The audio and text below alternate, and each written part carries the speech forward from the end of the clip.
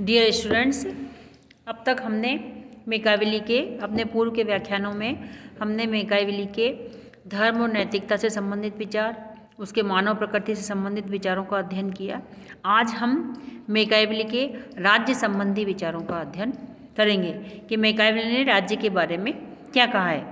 मेकाइवेली की जो राज्य संबंधी अवधारणा थी वो अरस्तु से हमें थोड़ी सी भिन्न दिखाई देती है कि अरस्तु जहाँ राज्य को स्वाभाविक संस्था मानता था, वहीं मेकाइवेली इसको मानवकृत संस्था मानता है। अपनी असुविधाओं को दूर करने के लिए मनुष्य द्वारा इसका निर्माण किया गया है। मूल रूप में मनुष्य को उसकी स्वार्थ भावना ही उत्पत्ति का कारण है कि वो ये मानता है कि राज्य का जो निर्माण हुआ है वो मनुष्य की स्वार्थ भावना के कारण हुआ है। अतः निरंतर बढ़ता हुआ विकास राज्य का उद्देश्य है। उसका हमेशा राज्य को निरंतर बढ़ते रहना चाहिए, क्योंकि मनुष्य ने अपनी असुविधाओं को दूर करने के लिए ही राज्य का निर्माण किया है। मनुष्य की जो दुष्टता है, उसकी स्वार्थपरता है, उसको सीमित करने और नियंत्रित करने के लिए किसी बाह्य बलशाली व्यक्ति की आवश्यकता होती है। वो ये कहता है कि हमने मानव संबंधी विचारों में देखा था कि उसने मनुष्य को एकदम स्वार्थी माना, जो कि छल कपट से और प्रपंच से युक्त है। तो उसको नियंत्रित करने के लिए एक ऐसे बाह्य व्यक्ति की आवश्यकता उसने महसूस की जो कि शक्तिशाली हो, जो राज्य द्वारा ही पूरी हो सकती थी उसकी आवश्यकता। यहाँ हमें उसके विचारों में हॉब्स के विचारों के साथ में उसकी समानता दिखाई देती है कि हॉब्स ने भी मानव को बहुत अच्छा प्राणी नहीं माना, उसकी जो बुराइयां हैं उसी को इंगित किया। ठीक उसी तरह मेकाइवेली ने भी मनुष्य की बुराइयों की तरफ ही ध्यान अपना आकर्षित किया। उसका ये मानना था कि मनुष्य का स्वभाव पारे के समान है, जो निरंतर बढ़ता रहता है। अतः राज्य को भी बढ़ते रहना चाहिए।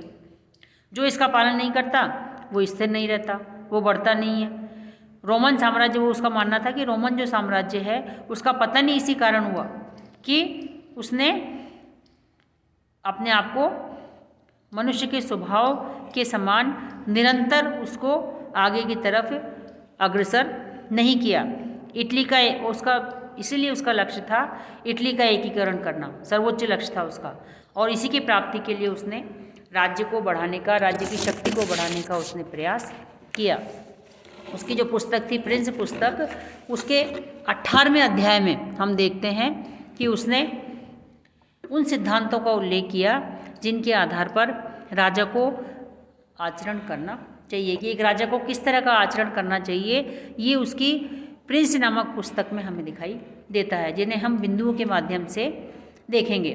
जिसमें सबसे पहला उसने सिद्धांत दिया आधिकारिक शक्ति का सर्जन, प्राप्त करना, उसको शक्ति को बनाए रखना, उसको प्राप्त करना, उसका विस्तार करना, आंतरिक शांति और बाह्य आक्रमण से बचाव का। उसने ये कहा कि यही एकमात्र रास्ता है कि शक्ति का अधिकाधिक रूप से संचय किया जाए।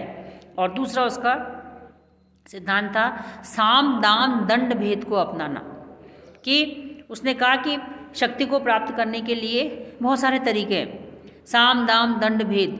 तो आवश्यकता अनुसार हमें इनका प्रयोग करते रहना चाहिए। राजा को मानवोचित गुणों का प्रदर्शन करते रहना चाहिए, ताकि लोगों में ये भ्रम रहे कि राजा बहुत अच्छा है, वो सद्गुणी है, जबकि वास्तव में ऐसा होना उसके लिए जरूरी नहीं है। कि जरूरी नहीं है कि वो वैसा ही हो, लेकिन उसको प्रदर्शित करते रहना चाहिए कि हाँ वो बहुत अच्छा है। एक और सिद्धांत सिंह और लोमड़ी के गुणों को धारण करना। अच्छे शासक में क्या गुण होना चाहिए कि अपनी शासन के विरुद्ध हो रहे जितने भी विद्रोह हैं, षड्यंत्र हैं, उनको जानने के लिए उसको लोमड़ी की तरह चालाक होना चाहिए और मक्कार होना चाहिए। और विदेशी आक्रमणकारियों को डराने के लिए उसे सिंह जैसी शक्ति उसके पास में होनी चाहिए। एक राजा को दोनों गुणों से विभूषित होने चाहिए, उसे चालाकी भी होनी चाहिए और साथ साथ में वो शक्तिशाली भी होना चाहिए। राजा में एक और गुण होना चाहिए, कानूनों का कठोरतापूर्वक पालन करना, कि कानूनों के उल्लंघन करने पर कठोरतम दंड की व्यवस्था राजा के द्वारा दी जानी चाहिए, ताकि कानून का भय सदैव बना रहे। राज्य को निर्बलता नहीं दिखानी चाहिए, कभी भी राज्य को एक व्यक्ति के सामने कभी भी निर्बलता नहीं दिखानी चाहिए। एक और सिद्धांत सैनिक शक्ति का विस्तार और युद्ध की स्थिति बनाए रखना। उसका यह मानना था कि निरंतर युद्ध की स्थिति बने रहने से नागरिकों में अनुशासन, देशभक्ति, एकता और कठोर जीवन की आदत का विकास होता है। इसलिए शासक के लिए ये आवश्यक है कि युद्ध में एकता और वीरता शौर्य का प्रदर्शन करने से अधिक सम्मानजनक बात और कुछ भी नहीं। एक शासक के लिए सबसे बढ़िया है कि युद्ध में वो एक शौर्यता दिखाता रहे, वीरता दिखाता रहे, उसका प्रदर्शन करता रहे, ताकि लोगों में उसके प्रति सम्मान की भावना बनी रहे। एक राष्ट्रीय सेना का विकास करना, कि राजा को राज्य की रक्षा के लिए एक राष्ट्रीय सेना का गठन करना चाहिए। किराए की सेना का सहारा उसे कभी भी नहीं लेना चाहिए। एक राजा को और क्या गुण होना चाहिए?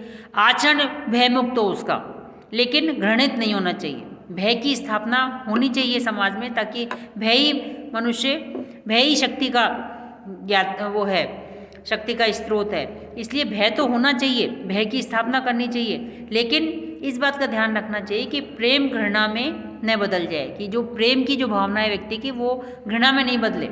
इसलिए उसका आचरण भयमुक्त हो, लेकिन घृणित न हो। एक और गुण, सम्मानपूर्वक आचरण। एक राजा के द्वारा अपने सम्मान भय को बनाए रखने के लिए सम्मानपूर्वक उसको आचरण करना चाहिए। उसको दो कार्य नहीं करने चाहिए, एक तो स्त्रियों पर कुदृष्टि नहीं डालनी चाहिए, और दूसरा उसे संपत्ति छीनने का प्रयास नहीं करना चाहिए। उसे रीति रिवाजों और रूढ़ियों में हस्तक्षेप नहीं करना चाहिए। उसे समाज के जो रीति रिवाज हैं, जो रूढ़ियाँ हैं, उनमें हस्तक्षेप नहीं करना चाहिए। एक और गुण राजा में होना चाहिए, योग्य मंत्रियों का चयन व परामर्श। राजा को मंत्रियों की योग्यता और वफादारी पर शासन की सारी कार्य कुशलता निर्भर करती है, पूरा शासन उस पर निर्भर करता है। इसलिए उसे परामर्श जिनसे भी ले वो अनुचित रूप से नहीं लेना चाहिए। मंत्रियों से परामर्श तो लेना चाहिए, लेकिन उनसे प्रभावित नहीं होना चाहिए।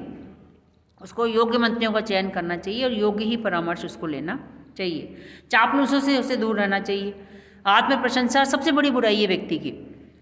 वो यदि कोई व्यक्ति आत्म प्रशंसा कर देता है किसी की, तो उसके सारे अवगुणों को व्यक्ति भूल जाता है। तो राजा को इनसे दूर रहना चाहिए, उसे चापलूसों से दूर रहना चाहिए, ताकि वो व्यर्थ उनके जाल में न फंस सके। मितव्ययता व उदारता। राजा को अपने खर्च में कटौती करनी चाहिए, ताकि राजकोष से हानि न हो, परंतु लूट के माल को खजाने में भी नहीं रखना चाहिए, बल्कि उसे सैनिकों में भी बांट देना चाहिए उदारता से, ताकि सैनिकों में उसके प्रति सम्मान की भावना बढ़ी रहे और सैनिक संतोषपूर्वक अपने कार्य में लगे रहें। व्यापार और वाणिज्य का विकास करना चाहिए एक अच्छे राजा को। राज्य में व्यापार बढ़े, सदैव इसका ध्यान रखना चाहिए उसको, ताकि राज्य धीरे धीरे आत्मनिर्भर बन सके। कला और साहित्य में उसकी रुचि होनी चाहिए, ताकि जनता को लगे कि राजा उनके विकास में रुचि ले रहा है। निपुणता और योग्यता को उसको प्रोत्साहन देना चाहिए। पुरस्कार, उपाधियाँ आदि की उसे व्यवस्था करनी चाहिए, ताकि लोगों में हमेशा क्या है, प्रोत्साहन बना रहे। अंतर्राष्ट्रीय क्षेत्र में शक्ति संतुलन बनाए रखने हेतु पड़ोसी राज्य में हस्तक्षेप करते रहना चाहिए। कि अंतर्राष्ट्रीय क्षेत्र में कोई राज्य उससे ज़्यादा शक्तिशाली हो जाता है तो उसको खतरा है, इसलिए पड़ोसी राज्य में उसको सदैव हस्तक्षेप करता रहना चाहिए, ताकि शक्ति संतुलन बना रहे। विजित जो राज्य हैं उनकी जनता से उसको मैत्री करनी चाहिए। दूसरे राज्य पर यदि वो विजय प्राप्त कर लेता है तो जो विजित राज्य की जनता है उससे उसे मैत्री करनी चाहिए। संविधान में परिवर्तन नहीं करना चाहिए उसको, प्रजा से अच्छा व्यवहार करना चाहिए, मित्रता बनानी चाहिए उससे, ताकि जो विजित राज्य की जो जनता है उसको अपने पक्ष में लिया जा सके। तो एक तरह से राज्य का उसने ऐसा कोई दार्शनिक सिद्धांत प्रस्तुत नहीं किया और न ही कहीं राज्य की परिभाषा उसने दी। उसकी उत्पत्ति और विकास का जो विधिवत रूप से कोई सिद्धांत मैकाइवर ने प्रतिपादित नहीं किया, बल्कि एक राजा को यथार्थवादी रूप से उन तत्वों का उसने विश्लेषण किया कि एक राजा को यथार्थवादी तत्वों से उसका राज्य का विकास कैसे कर सकता है, उस पर उसने ध्यान दिया। राज्य का कैसे निर्माण हो रहा है, क्या सिद्धांत हैं, उस पर उसने विचार नहीं किया, बल्कि एक अच्छा राज्य और एक अच्छा शासक क्या होना चाहिए, इस पर मैकाइवरे ने सबसे ज़्यादा विचार उसने किया। धन्यवाद। आज हम इतना ही देखेंगे।